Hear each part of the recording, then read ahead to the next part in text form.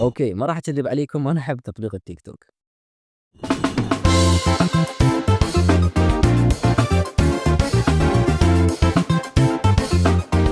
اي مثل ما سمعت، انا احب التيك توك، مو لانه بيرقص وبثوث وبقيه السوالف التعبانه، لا، احبه لانه يطلع لي الاشياء اللي اريدها، الميمز اللي تعجبني، مقاطع الافلام، النصايح. Stay fucking hard. والبحث همينه بيسهل اكثر من اي منصه ثانيه، يعني اذا حاولت ابحث عن شيء بالتيك توك راح القاه بكل بساطه، وهذا الشيء يفيدني. وبصراحه ما استهلك محتوى هواي بالتيك توك، يعني تقريبا باليوم ساعه اكثر شيء، وادري المحتوى الموجود بالتيك توك 80% محتوى تعبان، بس احبه لانه يونسني. No. All right, I'll tell you a story. This is a newspaper, right? It's 90% bullshit, but it's entertaining. That's why I read it, because it entertains me. You won't let me read it. So you entertain me with your bullshit. Tell me a story right now, go. والمحتوى اساسا هناك يطلع لك حسب اهتماماتك والخوارزميه اللي تبنيها، فالخوارزميه مالتي بنيتها على مدار سنين من الصفر، بس على مود تعرف مزاجي وتطلع لي بس الاشياء اللي اريدها واللي احتاجها. Me, brick by brick. فتخيل تطلع لك وجهة الاتصالات بدون اي سبب، بس على مود تحضر برنامج التيك توك. هي مو هسه قررت تحضره، لا، هي من زمان كانت تحوس على السالفه قبل كم سنه، ويمكن هسه هي من شافت امريكا تحاول تحضر التيك توك اي هم صار لها واهس ورجعت تحاول تحضره مره ثانيه. شنو السبب؟ ما تدري. هو حتى لو اكو سبب راح يكون سبب غبي لابعد درجه، لانه امريكا تريد تحضره مو بسبب المحتوى الهابط، وانما خايفين على بيانات المستخدمين لا تنسرق، لانه تيك توك صيني وامريكا يعني كلش تحب الصين مثل ما تعرفون. فالموضوع عباره عن قرار سياسي او امني بحت ما له علاقه بالمحتوى اللي داخل التيك توك. واصلا امريكا تراجعت بهذا القرار وبعدهم يناقشون بالموضوع، يعني ورا ما شافوا الناس كلش ضايجين من سالفه الحظر، لانه اكو بيهم جاي يطلعون فلوس خياليه، وصار هذا يعني مصدر رزقهم الوحيد. المبالغ اللي يحصلونها من المشاهدات يعني عاليه بشكل مو طبيعي. The only thing all 535 members of fucking Congress can fucking agree on is to ban TikTok. Y'all gotta understand why they are banning TikTok. They're banning TikTok because it is changing people's lives. Is nobody else like scared of losing TikTok? TikTok single-handedly changed my life. You can get on TikTok and it can change your life forever, bro. I made 6 figures last year off TikTok. Off TikTok. And I worked the job. At the end of the year, bro, they want to keep you poor. Not one of those too cool for school guys to get on here. زين، اوكي، شنو دخل العراق بالموضوع؟ شوف، احنا كالعاده نحب نستنسخ القوانين من دول العالم الاول، ما ننسخ الشغلات الايجابيه، ننسخ بس الشغلات اللي تضرنا واللي مو بصالحنا. امريكا حضرتها لانه عندها شركات وخايفه من استحواذ التيك توك على البيانات والسوق بشكل عام، اما العراق يحضر التيك توك لانه بيه محتوى هابط. واو، تصفيق. اذا الوزيره مالتنا تفكر شويه تستخدم عقلها بدل راح تعرف انه كل البرامج الموجوده على السوشيال ميديا بيها محتوى زين وبيها محتوى مو زين، فمعناها لازم تحضر الفيسبوك والانستغرام وحتى يوتيوب. اصلا ما استغرب اذا صارت وسووها من صدق، لانه اجت فتره على الوزاره قامت تحضر اي شيء تشوفه قدامها. حضرت الساوند كلاود الخاص بالاغاني، واللي يمكن اصلا ما حد يستعمله بس علي شاكر من كان اسمه فاست وولف. هذا الفشل اللي صاب بهذه الناس خلاهم بياخذوا كلام زمان تفه بدون حساب. وايضا حضرت موقع الاي ام دي بي، واللي اشوفه من اغبى القرارات اللي سوتها الوزاره بتاريخها، والاغبى من عده هو سبب الحظر نفسه. تم اكتشاف احتواء على مجموعة من المواقع الإباحية اللي تسيء لنسيج المجتمع العراقي وتستهدف قيمه وتقاليده. هو موقع تقييم افلام ومسلسلات، تجي تحضره شكو. تخيل وياي دولة تحضر دليل افلام عالمي بس لانه بمشاهد ما عجبتهم، او العفو يسيء للنسيج العراقي. يسيء للنسيج. تسيء لنسيج المجتمع. Shut the fuck up. Shut the fuck up. واحلى شيء انه هو يقول انه احنا مختصين وهاي قراراتنا مدروسه، وراها اجى رئيس الوزراء ورزلهم على هاي القرارات.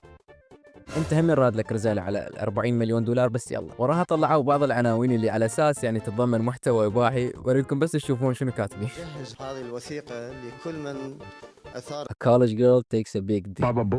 وهاي مو مقاطع اصلا، بس على العموم يعني ماكو لا دراسه لا علم لا فهم، بس قرارات مزاجيه من ناس عطلات مثل هذول. وبعد اكو قرارات اسوأ من هاي، واللي فعلا تبين لك الغباء ورا العقليات اللي جاي تحكم له. تخيل وياي شنو اكثر شيء يحتاجه صانع المحتوى حتى يكون مبدع في شغله ويصير له وهس حتى يكمل. مثلا شنو الاشياء اللي ممكن توفرها للدوله؟ توفر له كهرباء ما تنقطع، او توفر له انترنت قوي، او تسهل عليه عمليه استلام الارباح من الخارج، او توفر له طريقه دفع الكترونيه مثل باي بال او غيره. الجواب هو ناخذ منه فلوس.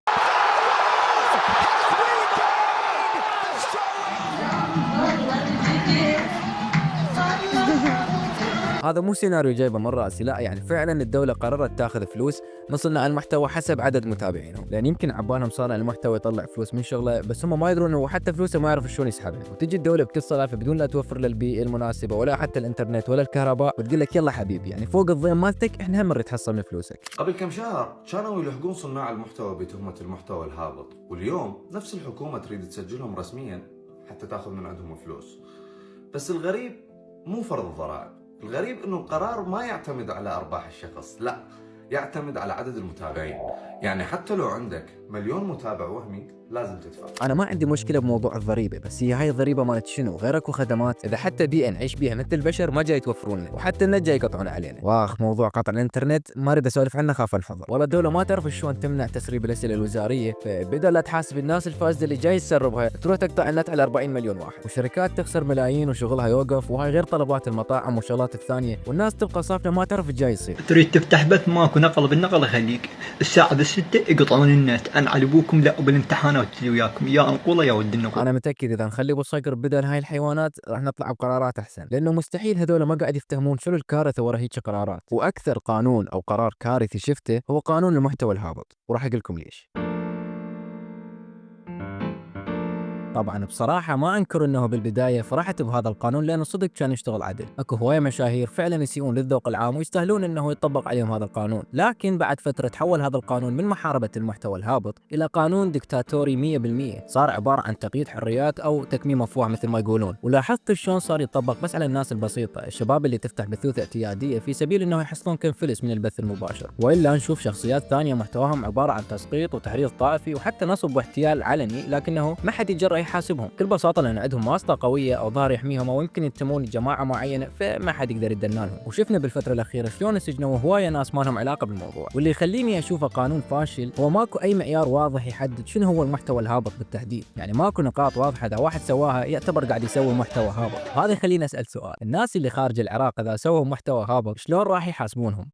معناها القانون يطبق بس على الاشخاص اللي موجودين داخل العراق، اللي يطلع برا خارج العراق ويسوي محتوى هابط ما حد يقدر يسوي له اي شيء، واول وتالي محتواهم راح يوصلنا. وانا مو ضد القانون يعني بالعكس، اصلا اتمنى اشوف قانون يحمي الذوق العام ويحارب الابتذال وبشكل عام يعني ينظف السوشيال ميديا من القذاره اللي جاي يشوفونها كل يوم، لكن هذا القانون قاعد يعالج النتيجه وما قاعد يعالج السبب الحقيقي. ليش الناس اصلا تتابع محتوى تافه؟ لانه يحتاجون شيء يونسهم، وانتم بنفسكم الحكومه جاي تحاربون صناع المحتوى يسوون شيء براس حظ من وراء قوانينكم التعبانه. تريد تحارب المحتوى الهابط؟ تمام، عالج المشكله من الجذر، ادعم صناع المحتوى الحقيقيين، مو بس تسوي لي فلتره مؤقته، لانه صدقني حتى لو تحبس لك 10 من الناس اللي يسوون محتوى هابط راح يطلعون 1000 واحد غيرهم وما راح تنحل المشكله نهائيا. والناس اللي تشتكي من المحتوى الهابط هم نفسهم اللي جاي يتابعونه اصلا، لانه لو صدق ما عاجبهم يقدرون يعبرون المقطع بكل سهوله. الوزيره مالتنا بدل لا تحل هاي المشاكل ملتهيه تقطع لي بالانترنت وتسد بالبرامج وفرحانه بحظر المواقع الاباحيه وكانه راح يحل مشاكل العراق الاخلاقيه كلها. ما ادري اذا هي سامعه بالفي بي ان بس يعني وبعدين ما اعرف ليش مسوي المواقع المحظوره يعني باللون الازرق يعني صيكي. القوانين الدكتاتوريه دائما تبدي من هيك اماكن ضبابيه بحجه حمايه الذوق العام او تنظيم المحتوى الرقمي، وهذا اللي جاي يصير مو تنظيم للمحتوى، هذا مجرد قمع للحريات وما بي اي عداله اجتماعيه، مجرد استخدام جبان للسلطه ضد اضعف الناس اللي جاي ينشرون محتواهم على هاي المنصات، حتى البقيه يخافون ويبلعون لسانهم. وممكن اتعرض المشكله بسبب هذا كلامي، لكني بصراحه ما اهتم، لان اريدكم تعرفون ان هي هاي ابسط حقوقكم، والناس اللي جاي ياخذون هاي القرارات هم مو اذكى مني ومنك، احنا اللي جاي نعطيهم فرصه انهم يتحكمون بينا، بحيث صرنا نشوف اساسيات الحياه مثل الرفاهيات بالنسبه لنا. الناس تتعجب اذا قالوا راح نسوي لكم انترنت ضوئي لو كهرباء او حتى تبليط مع الشارع. يا رجل سامعين اغنيه التبليط لو لا؟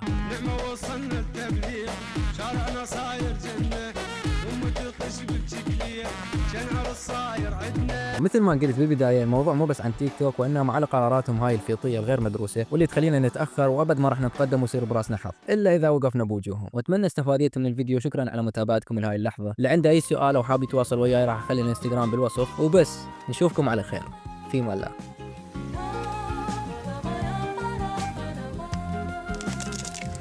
Delicious.